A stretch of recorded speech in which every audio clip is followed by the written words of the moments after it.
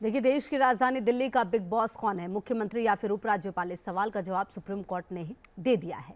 इसके साथ ही दिल्ली की केजरीवाल सरकार एक्शन में आ गई है। ट्रांसफर पोस्टिंग का अधिकार किसके पास होगा, कहां कितना खर्चा करना है, इसका हिसाब कौन देगा? एक रिपोर्ट आपको दिखाते हैं। सुप्रीम कोर्ट ने किससे कितना अधिकार दिया है, ये डिटेल में समझाते हैं।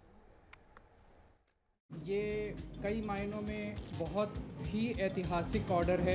आज दिल्ली के लोगों के लिए सुप्रीम कोर्ट ने एक बड़ी जीत का तोहफा दिया है। सुप्रीम कोर्ट का धन्यवाद करना चाहता है। लोकतंत्र की जीत आज हुई है, पूरे दिल्ली के लिए खुशी का दिन है आज।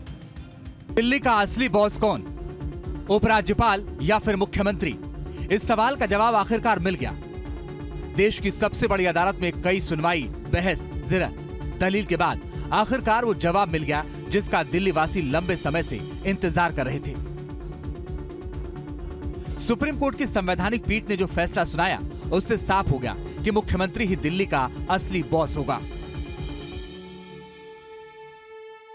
8 साल हो गए उन बातों को, 8 साल से संघर्ष कर रहे हैं हम लोग। इस दौरान इस आदेश को इस्तेमाल करके दिल्ली के कामों को जानबूझ के रोका गया।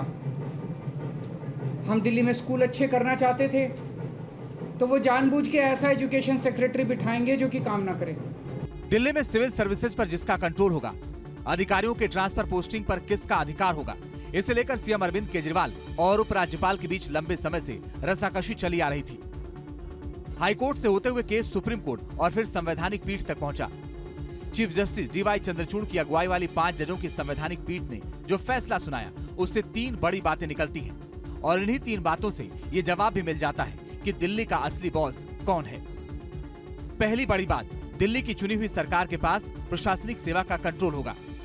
दूसरी बड़ी बात, अधिकारियों की ट्रांसफर पोस्टिंग का अधिकार दिल्ली सरकार के पास होगा। तीसरी बड़ी बात, दिल्ली के उपराज्यपाल को चुनी हुई सरकार की सलाह माननी होगी। सुप्रीम कोर्ट से यह फैसला आया तो आम आदमी पार्टी और दिल्ली सरकार के खेमे में खुशी की लहर दौड़ गई। आम आदमी पार्टी में जश्न का माहौल है। आप देख सकते हैं, यहाँ पटाखे चल रहे हैं, यहाँ मिठाइयाँ बांटी जा रही हैं और आप तस्वीरों के माध्यम से देखिए क्या इतना जश्न मना रहे हैं। देखिए, आज कोर्ट का धन्यवाद करना चाहता है। आज इस ऐतिहासिक दिन पर पूरी दिल्ली को बधाई देना चाहता है। दिल्ली के 3 मंत्री सामने आए और प्रेस कॉन्फ्रेंस कर फैसले को बड़ी जीत बताया। देश भर में चुनी हुई सरकारों को जिस तरफ से असंवैधानिक तरीके से हड़पने का जो मुहिम उन्होंने चला रखी थी, उस मुहिम पर सुप्रीम कोर्ट का एक बहुत बड़ा तमाचा है। जहां जहां पर भारतीय जनता पार्टी हारती है, असंवैधानिक तरीके से सरकार को हड़पने की कोशिश की जाती है।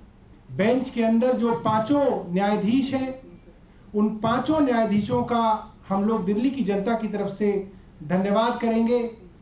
मुझे लगता है आज दिल्ली की जनता सुप्रीम कोर्ट के आगे नतमस्तक है और ये जो हक दिल्ली की जनता का केंद्र ने छीना था, वो हक आज वापस मिला है। ये कई मायनों में बहुत ही ऐतिहासिक ऑर्डर है। दिल्ली के लोगों की बहुत बड़ी जीत है। दिल्ली के लोगों के साथ जो अभी तक अन्याय होता आया, उनके साथ माननीय सुप्रीम कोर्ट ने न्याय किया है। ये फैसला सर्वसम्मति से chief justice DY Chandrachud, justice MR Shah, justice Krishna Murari, justice Hima Kohli और जस्टिस पीएस नरसिम्हा की संवैधानिक पीठ ने सुनाया। चीफ जस्टिस ने फैसला पढ़ते हुए कई अहम बातें कही।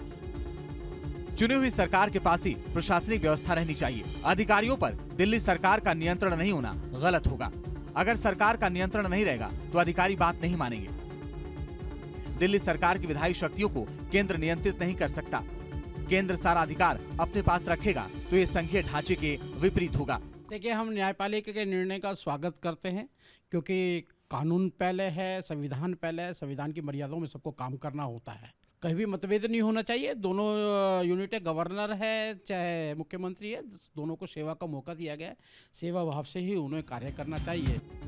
सुप्रीम कोर्ट ने कहा कि दिल्ली में पुलिस, पब्लिक ऑर्डर और जमीन का मामला केंद्र के पास है, यानी इससे जुड़े फैसले उपराज्यपाल करेंगे, लेकिन बाकी मामलों में मुख्यमंत्री ही फैसला करेंगे और सरकार की सलाह से उपराज्यपाल को काम करना होगा।